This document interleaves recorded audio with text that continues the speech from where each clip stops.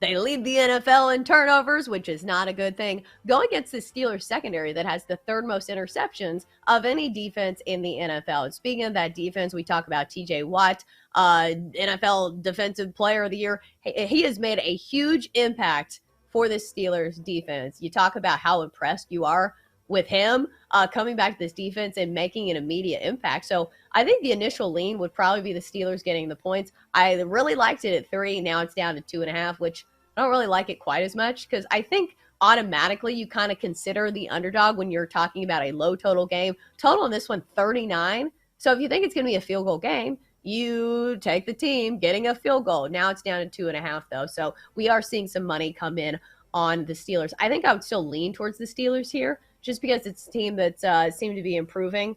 And I think there is limitations to Matt Ryan. Like, he hasn't had like a big blow-up game in a while. He at least can move the chains. I will give him that. He is a better quarterback than Sam Ehlinger, and he at least can get some first downs for this offense. But everything stems from him and that terrible offensive line. So that kind of takes away the wheels from Jonathan Taylor as well.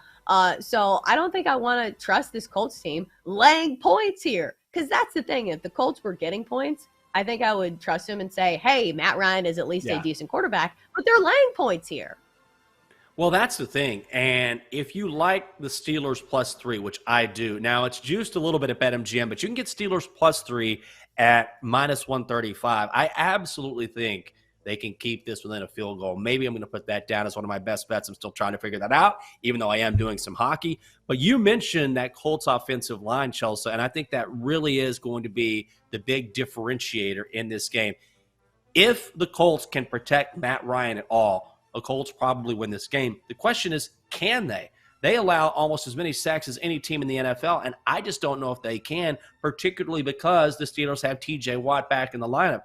I know he's only one man, but when he is in the lineup, the Steelers allow 1 yard less per play. That's an incredible statistic that one player, when you've got 11 guys on your defense, makes that much of a difference. But he does. The entire defense plays better and is lifted up when he is in the lineup. So against a Colts offensive line that has had problems protecting Matt Ryan all season, I just don't know if Indy has it in them to keep Matt Ryan upright, and that's the only way they're going to win this game. It's certainly the only way they're going to cover the spread.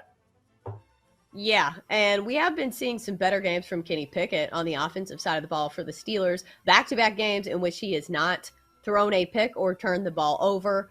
But I'm not sure how much they're expecting from Kenny Pickett, because it really hasn't been games in which he's been like the huge deciding factor. Like, it's not like they're asking him to be Patrick Mahomes in this one. But still, if you take a look at some of the props, like his total is set at 209 for passing, juiced to the over at -120. He has had some games in which he's been pretty good, but the yardage just really hasn't been there. This Colts defense is all right. At least they're the better aspect of this team compared to the offense. But matchup-wise, I feel like you probably need to play something on the Colts receiving end, just because if you look at fantasy points against, the Steelers are the worst defense in the NFL at defending the wide receiver position. So this is why I'm torn on this one. Maybe Michael Pittman has a big game, but he's been pretty much a dud for most of the games this season, no matter who the quarterback is. So his number is really high in the 60s tonight. I'm not so sure if I really want to trust him to get that. Oh, yeah, I don't know about that either. I would probably stay away from that just because I have a hard time trusting a rookie quarterback unless I see a number as far as a prop that I really like. Coming up in 10 minutes, it was an absolute bloodbath for the public on Sunday in the NFL. Jason Scott from BetMGM will tell us all about it.